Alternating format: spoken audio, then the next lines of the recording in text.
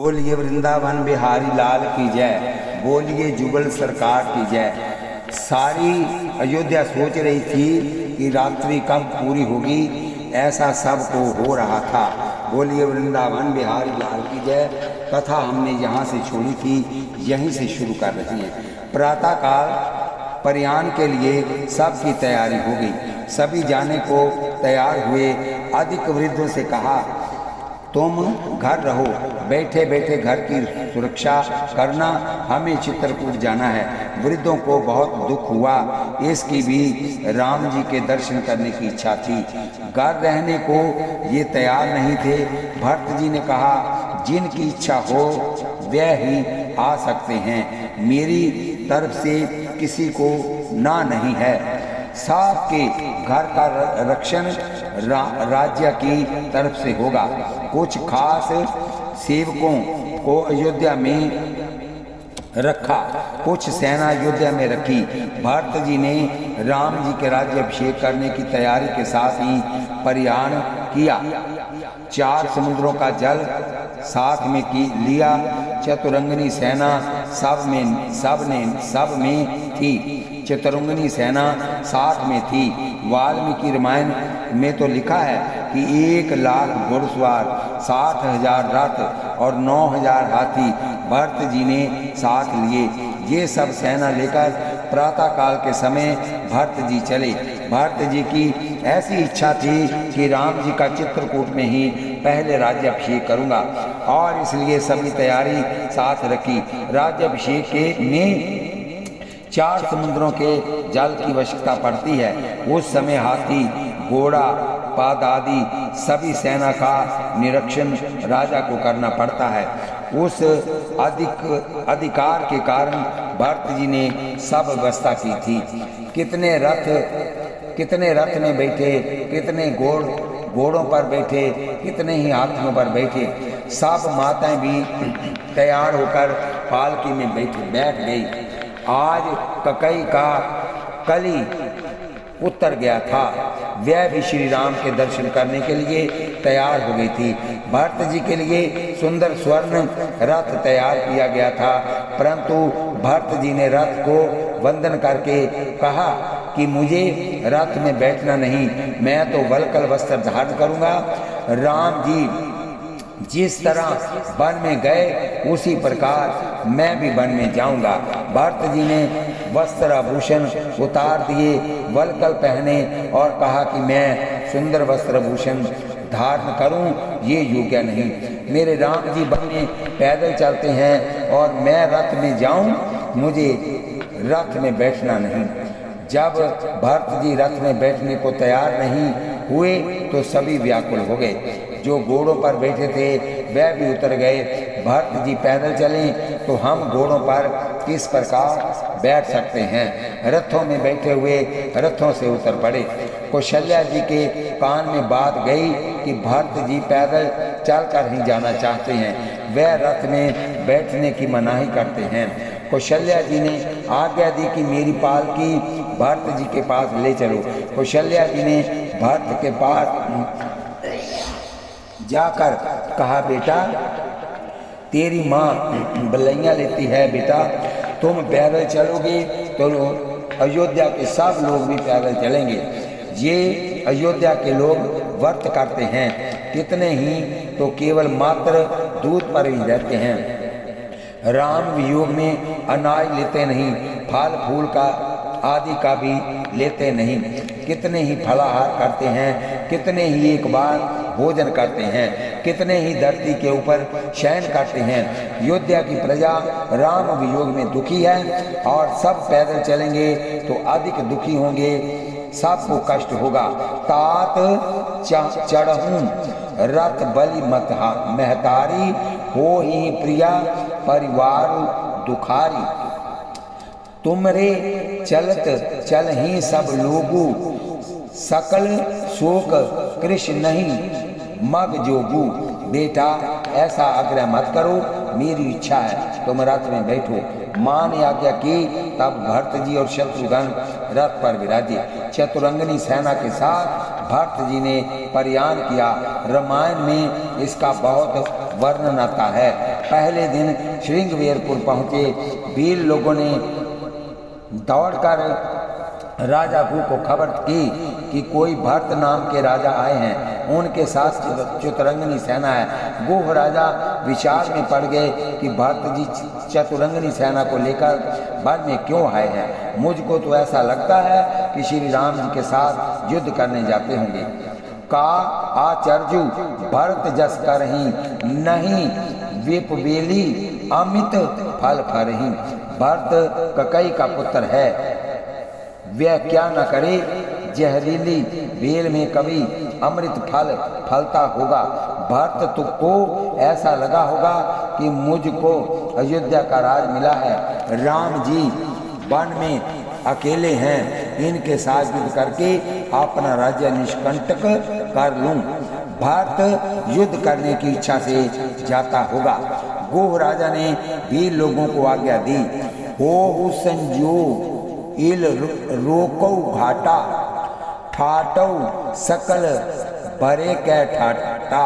सन्मुख लो भरत सन लेऊ, जियत ना सुरसरी उतरन दो। समर उतरन देऊ, समर मरण पुनि सुरसरी तीरा। राम काज क्षण भंगु शरीरा। तुम सब शास्त्र सजा के युद्ध करने के लिए तैयार हो जाओ। मैं लड़ूंगा, अपने जीते जी मैं भरत को गंगा पार उतरने नहीं दूंगा। राम जी की सेवा का ये काम है। वीर लोग शास्त्रास्त्र सिद्ध करके आ गए। सभी लड़ने के लिए तैयार होकर खड़े हो गए। युद्ध के बेरी नार करने की यहाँ आज्ञा हुई कि गोह राजा के मंत्री को छींक आ गई। उत्तर दिशा में छींक आने से वृद्ध मंत्री ने कहा, ये शकुन बताता है कि भरत जी के साथ युद्ध नहीं होगा, मैत्री होगी। ऐसा लगता है, तुम उतावली न करो, एक बार भरत जी की परीक्षा करो कि वास्तव में वे राम जी के साथ युद्ध करने जाते हैं कि प्रेम से राम जी से मिलने जाते हैं। वृद्ध मंत्री की सलाह पर गोह राजा ने भी विचार किया। अविवेक से कोई काम करे तो विनाश होता है, बहुत विवेक पूर्व कार्य करें तो ही सफलता मिलती है। इसलिए मैं एक बार भरत जी की परीक्षा करूं। गोह राजा भरत जी से मिलने के लिए जाने को तैयार हुए। 3 प्रकार की सामग्री साथ ली, सात्विक, राजस और तामस। कंदमूल फल, मिठाई और मदिरा मांस को साथ लिया। गोह राजा ने विचारा कि ये 3 प्रकार की सामग्री है, मैं भरत को अर्पण करूंगा और देखूंगा कि भरत की नजर कहाँ जाती है। मदिरा मांस पर इसकी नजर पड़े तो मानूंगा कि ये इसके मन में तमोगुण है।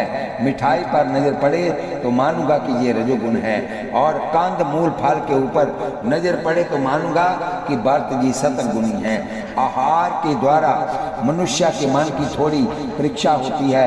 मनुष्य को क्या भाता है, ये क्या खाता है, इससे निर्देश मिलता है कि इनका मन कैसा है। कितने ही तो ऐसे होते हैं कि सेब और गुजिया के ऊपर टूट ही पड़ते हैं। उनको राक्षस ही समझना और कौन से राक्षस आते हैं। राक्षसों को ऐसा ही भाता है। बोलिए वृंदावन बिहारी लाल की जय। सात्विक अन्न के प्रति जिनकी रुचि नहीं, वह राक्षस, वह दाल भात खाते नहीं, लड्डू खाते नहीं, बाल भजिया जैसे तामसी खुराक के ऊपर नजर रखते हैं। आजकल लोग तेल और मिर्च बहुत खाते हैं और इसी से मिर्च जैसे ही हो जाते हैं। अतिशय मिठाई खाई जावे तो वह भी ठीक नहीं। मिठाई को राजस आहार कहा जाता है। बोलिए वृंदावन बिहारी लाल की जय। भरत को अर्पण करने के लिए 3 प्रकार की सामग्री लेकर गोह राजा चला। सबसे पहले वशिष्ठ जी से मिला। चित्रकूट की यात्रा में सबसे आगे ऋषि वशिष्ठ जी का रथ था। अरुदंती जी के साथ वशिष्ठ जी रथ में विराजे थे। इसके पीछे भरत शत्रुघ्न का रथ। वशिष्ठ जी ने पीछे देखकर कहा, भरत तुमसे राम जी का मित्र मिलने आया, राम जी का मित्र है। ये शब्द कानों में आने के बाद भरत जी रथ में नहीं बैठ सके, रथ में से कूद पड़े। मैंने सुना है कि गुह राजा ने मेरे राम की बहुत सेवा की है, राम जी ने इनको अपनाया है, मेरे राम के वह मित्र मिलने आए हैं, इसलिए भरत जी दौड़ते हुए सामने गए। गुह राजा ने भेंट अर्पण की। भरत जी इस भेंट की तरफ नजर करके भी स्थिति में कहाँ थे, स्थिति में कहाँ थे, नजर करने की स्थिति में कहाँ थे। भरत जी की नजर तो श्री राम जी में थी। भरत जी निर्गुण स्थिति में थे, सत्व गुण से भी परे राम जी के ध्यान स्मरण में तन्मय थे। गुह राजा ने भरत जी का वंदन किया। भरत जी ने गुह को आलिंगन किया और कहा, मेरे राम को भी आराम तुमने दिया है, मेरे राम को भी तुमने आराम दिया है। राम के तुम प्यारे हो, भाग्यवान हो, तुमको धन्य है। पीछे तो गुहराज ने भील लोगों से कहा, भरत तो राम प्रेम की मूर्ति है, वह राम जी को मनाने के लिए जा रहे हैं, तुम सब सेवा करो।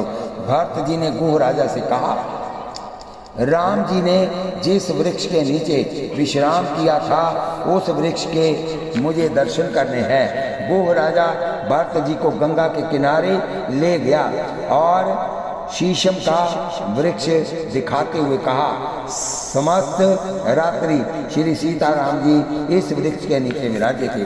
भरत जी को वृक्ष से भरत जी तो वृक्ष से लिप्ट गए, प्रेम में पागल हो गए। मेरे राम इस झाड़ की छाया में विराजे थे। गुह राजा को ये देखकर आश्चर्य हुआ कि कहाँ ककई और कहाँ जी भरत। गुह ने कहा, भरत जी इस घाट पर श्री रघुनाथ जी ने स्नान किया था, तो हमने इस घाट का नाम रखा है राम घाट। हमको रोज श्री सीता राम जी के दर्शन यही होते हैं। हम नित्य स्मरण करते रहते हैं कि राम जी ने इस घाट पर स्नान किया था। भरत जी ने गंगा माँ का वंदन करके मांगा कि माँ जोरी पानी कर मांगो येहू, सीता राम पद सहज स्नेह। श्री राम जी के चरणों में मुझको सहज प्रेम दो, चाहे जैसा प्रसंग आवे, परंतु राम जी के चरणों में मेरा कभी उभाव न जागे। लोग मेरी निंदा करें, कदाचित मेरे राम मेरी उपेक्षा करें, तो भी मेरा प्रेम दिनों दिन बढ़े। गंगा जी ने आशीर्वाद दिया। बोलिए बांके बिहारी लाल की जय। कौशल्या आदि माता को गुह राजा वंदन करने गया, माता जी के आशीर्वाद दिया। भील लोगों ने सबकी खूब सेवा की। भरत जी ने एक दिन वहाँ मुकाम किया, दूसरे दिन अनेक नाग गुह राजा ने मंगाई, सबको गंगा पार उतारा। गंगा पार जाकर भरत जी ने विशिष्ट गुरु जी को वंदन करते हुए कहा, गुरु जी मेरे राम यहाँ से चलते हुए गए थे, गुरु जी आप मुझको आग्रह न करोगे, मुझको ऐसी आज्ञा न करना कि मैं रथ में बैठूं। इस सब को रथ में वाहन में बिठाकर आप आगे ले जाओ, मैं तो पैदल चलकर रहूंगा। राम पाए देही पाए सिधाए, हम कह रथ गज बाजी बनाए, सिर भर जाऊं उचित अस मोरा, सबते सेवक धर्म कठोरा। मैं तो राम जी का सेवक हूँ, मेरे मालिक पैदल चल कर गए हैं और मैं रथ में बैठकर जाऊं तो मुझको पाप लगेगा। वशिष्ठ जी समझ गए कि भरत जी का शुद्ध प्रेम है, इससे बहुत आग्रह करें तो ये दुखी होते हैं। वशिष्ठ जी सबको वाहन में बिठाकर आगे ले गए। भरत शत्रुघ्न और गुह राजा पीछे चल कर गए। भरत जी चलते चलते सीताराम सीताराम सीताराम बोलते जाते हैं। सीताराम बोलते बोलते आंख में से आंसू निकलते थे। भरत जी को किसी किसी समय ककई याद आती थी। वह विचारते थे कि ककई तुम राम जी को मुंह किस रीति से दिखाओगी? तुमने ये क्या किया, मेरा मुंह काला किया। समझी मात कर तब सकुचाई, कर्त कुतर्क कोटि मन माही।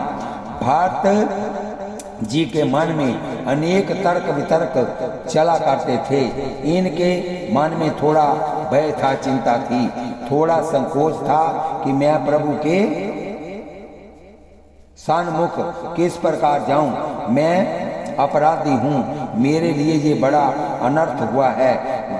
मालिक को बहुत परिश्रम हुआ है, मैंने इसको बहुत दुख दिया है। राम जी मुझको देखकर चले गए तो ये विचार कर भरत जी अति व्याकुल हो जाते हैं। फिर मन को समझाते हैं कि मेरे राम अति उदार हैं, वह मेरे अपराध को क्षमा करेंगे। श्री राम तो अंतर्यामी है, मेरे हृदय का प्रेम वह जानते हैं, वह जरूर मुझको अपनावेंगे। पुनः मन में संदेह होता कि राम जी तो मुझको अपनावेंगे, परंतु कदाचित सीता जी के मन में ऐसा आवे कि हमको इतना त्रास दिया और अब प्रेम बताने के लिए यहाँ आया है। श्री सीता जी राम जी को मुझसे मिलने की मनाही करेगी तो फिर मन को मनाते हैं कि श्री सीता जी के हृदय में तो राम जी विराजते हैं, मेरे ऊपर वह कृपा करेगी। वह जीव के दोष का विचार करते ही नहीं। मैं श्री सीता राम जी के चरणों में साष्टांग वंदन करके कहूँगा, क्षमा करो। श्री सीता राम जी मुझको क्षमा करेंगे, अपनाएंगे। भरत जी राम जी का जप करते चलते थे, पैरों में जूता नहीं, माथे पर छतरी नहीं, भीषण गर्मी पड़ती थी। भरत जी का अंग अति कोमल था, इस कारण चरणों में फफोले पड़ गए, परंतु भरत जी को इसका भान नहीं था। भरत जी देहातीत दशा में थे, श्री राम प्रेम में देहबान भूल गए थे, श्री सीता जी के स्मरण में तन्मय थे। प्रयागराज में सभी जाकर बैठे थे, स्नान कर रहे थे। भरत जी पीछे से गए, गुरु जी को और माताओं को वंदन करके सभी व्यवस्था की। त्रिवेणी गंगा को साष्टांग प्रणाम किया। भरत जी ने उस में स्नान किया। प्रयागराज सब तीर्थों का राजा है। प्रयागराज में श्री गंगा जी और श्री यमुना जी का संगम हुआ है। सीता सीते सविते यत्र संगते। सीता अर्थात श्री गंगा जी और असीता अर्थात श्री यमुना जी, दोनों का मधुर संगम हुआ। यहाँ ज्ञान और भक्ति का मधुर मिलन है। ज्ञानी होना बहुत कठिन नहीं, प्रभु प्रेमी होना कठिन है। भक्ति के बिना ज्ञान लंगड़ा है और ज्ञान वैराग्य के बिना भक्ति अंधी है। ज्ञान का अनुभव वैराग्य और भक्ति वैराग होता नहीं।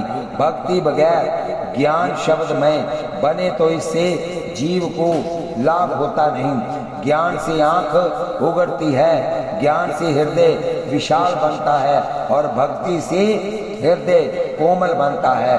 ज्ञान त्याग की भावना लाता है और भक्ति समर्पण की। कितने ही भक्ति तो करते हैं, परंतु जब दुख आता है तब करते हैं। संपत्ति में सुख में वह भक्ति करते नहीं। यदि उनका ज्ञान परिपूर्ण हो तो वह सुख में भी भक्ति करने लगी। ज्ञान और भक्ति ये दोनों ही तो जीव परमात्मा के चरण में जा सकते हैं। कितने ही ज्ञानी ऐसा मानते हैं कि हमको भक्ति की जरूरत नहीं, वह भक्ति का रसकार तिरस्कार करते हैं। कितने ही भक्त मानते हैं कि हमको ज्ञान वैराग्य की जरूरत नहीं। इन दोनों में से कोई भी विचार उचित नहीं। भक्ति ज्ञान वैराग्य के बगैर रोती है, भक्ति ज्ञान वैराग्य के बगैर होती है। भक्ति ज्ञान वैराग्य के साथ आवे तो ही दृढ़ बनती है। ज्ञान वैराग्य के बिना भक्ति कच्ची है। वैसे ही ज्ञान भक्ति बिना हो तो उसमें अभिमान जागता है और अभिमान के कारण ज्ञानी का पतन होता है। ज्ञान भक्ति के साथ आवे तो नर्मता लाता है। बोलिए वृंदावन बिहारी लाल की जय। ब्रह्म ज्ञान हुआ तो परमात्मा का ज्ञान हुआ हो, ब्रह्म ज्ञान हुआ हो, परमात्मा का ज्ञान हुआ हो, परंतु परमात्मा के स्वरूप में प्रीति न हो तो परमात्मा का अनुभव होता नहीं। सच्चा ज्ञान वह है जो परमात्मा के साथ प्रेम करता है। गीता जी में भगवान ने आज्ञा की है, ज्ञानी को भी भक्ति की जरूरत है, ज्ञान भक्ति से ही परिपूर्ण होता है। ज्ञानी प्रभु प्रेमी होना ही चाहिए। प्रभु प्रेम के बिना ज्ञान शुष्क है। ईश्वर का ज्ञान हो परंतु ईश्वर के साथ प्रेम ना हो तब तक ज्ञान सफल होता नहीं। ज्ञान मिले पीछे ही भी परमात्मा के साथ प्रेम करना पड़ेगा। रामायण में एक जगह वशिष्ठ जी ने कहा है, सो सुख कर्म धर्म जरी जाऊ यहाँ न राम पद पंकज भाव। योग कुयोग ज्ञान अज्ञानु यह नहीं राम प्रेम पर धन। राम प्रेम बिना वैराग्य विराग्य नहीं, राम प्रेम बिना ज्ञान अज्ञान है। जीव का 16 आना प्रेम मुझ में है, ऐसा विश्वास हुए पीछे ही परमात्मा माया का पर्दा हटाते हैं। जिसकी आंख में प्रभु दर्शन के लिए आंसू नहीं, जिसके हृदय में परमात्मा की झांकी के लिए आतुरता नहीं, उसका ज्ञान किस काम का। केवल ज्ञान से ही नहीं, प्रभु के प्रति प्रेम में हृदय पिघले तो ही हृदय की शुद्धि होती है। इस प्रकार भक्ति ज्ञान के साथ ना हो तो ईश्वर के व्यापक स्वरूप का अनुभव होता नहीं। ईश्वर ऐसी वस्तु नहीं कि एक ठिकाने रहे, एक ही ठिकाने ईश्वर को निहारे। वह अदम वैष्णव है, जहाँ जहाँ नजर जाए वहाँ जिसको ईश्वर दिखे वही महान वैष्णव है। भक्ति ज्ञान रहित होगी तो ईश्वर के दर्शन एक में ही होंगे, सर्वत्र नहीं होंगे। अकेली भक्ति से तो घर के गोपाल जी में अथवा जो मूर्ति होगी उसमें ही भगवान दिखेंगे, दूसरे में नहीं दिखेंगे। परंतु उनको ज्ञान का साथ मिले तो भगवान सर्वत्र दिखेंगे। केवल सगुण का साक्षात करे, इससे मन शुद्ध होता नहीं। साक्षात से मन की चंचलता जाती नहीं। सगुण का प्रेम और निर्गुण का अनुभव एक साथ होना चाहिए। निर्गुण का अनुभव और सगुण का प्रेम हो तब माया का बंधन टूटता है। सगुण और निर्गुण भक्ति हो तभी जीव का कल्याण होता है। भक्ति को ज्ञान की अपेक्षा है और ज्ञान को भक्ति की। श्री गंगा जी ज्ञान स्वरूप है, जमुना जी भक्ति का स्वरूप है। सीता सीते किसी समय प्रयाग राज जाओ तो ध्यान रखकर दर्शन करना। श्री गंगा जी गौर है और जमुना जी श्याम है, प्रत्यक्ष दिखती है। सविते यत्र संगते यहाँ सरस्वती गुप्त है। तब तीर्थों का राजा प्रयाग है, सब तीर्थों का राजा प्रयाग है। प्रयागराज के मुख्य मालिक माधव राय हैं। प्रयागराज में वेणी माधव विराजते हैं। माधव राय को वेणी अत्यंत प्रिय है। ठाकुर जी को यहाँ पर वेणी का दान होता है, इसी से इसका नाम है वेणी माधव। प्रयागराज में अक्षय वट है। प्रयागराज में भरद्वाज ऋषि का आश्रम है। प्रयागराज का ऐसा नियम है कि वहाँ कोई भी जा सकता है, परंतु वहाँ से निकलना हो तो भरद्वाज ऋषि की आज्ञा लेनी पड़ती है। तीर्थों की शोभा संतों के कारण है। भरद्वाज जी वयोवृद्ध महान ज्ञानी ऋषि हैं। जो कोई प्रयागराज जाए तो भरद्वाज जी का वंदन करके आज्ञा मांगे। भरद्वाज ऋषि के पास जाने की भरत जी की हिम्मत हुई नहीं। भरत जी को संकोच होता है कि मैं वहाँ किस प्रकार जाऊँ। कदाचित ऋषि मुझसे कुछ पूछेंगे तो मैं क्या जवाब दूंगा।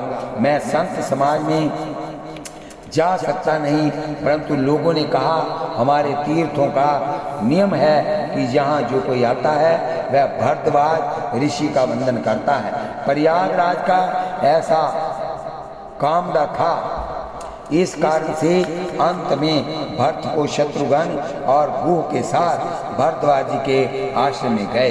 भरत जी परम संकोच के साथ दूर से वंदन करके कोने में बैठ गए। नजर धरती में थी, सीताराम का स्मरण चालू था। शिष्यों ने भरद्वाज ऋषि की भरत जी के आने की खबर दी। भरद्वाज ऋषि दौड़ते आए, भरत जी को उठाकर अंदर ले गए। बोले, भरत, मैं जानता हूँ तुम यहाँ ना आए होते और गद्दी पर बैठकर राज्य करते तो भी अनुचित नहीं था, परंतु मुझको तो ऐसा लगता है कि श्री राम प्रेम का आदर्श बताने के लिए ही तुम्हारा अवतार हुआ है। तुम श्री राम प्रेम की मूर्ति हो। तुम तो भरत मोर मत एहू, धरे देह जनु राम से नेहू। भरत, हम इस तीर्थराज में निवास करते हैं, हमको किसी की मिथ्या प्रशंसा करनी आती ही नहीं। तुम्हारे दर्शन से हमको बहुत ही आनंद हुआ है। भरत, बहुत वर्षों तक हमने इस तीर्थराज में तपस्याचार्य की और उस तप के फल स्वरूप हमको श्री सीताराम जी के दर्शन मिले। मैं विचार करता था कि तपस्याचार्य के फल स्वरूप श्री राम दर्शन मिले, परंतु श्री राम दर्शन का फल क्या? मुझको तो ऐसा लगता है कि श्री राम दर्शन का फल ही भरत का दर्शन है। बोलिए वृंदावन बिहारी लाल की जय। सोनू भरत, हम झूठ न कहीं, उदासीन तापस बन रही। सब साधन कर सुफल सुहावा, आप लखन राम सिया दर्शन पावा।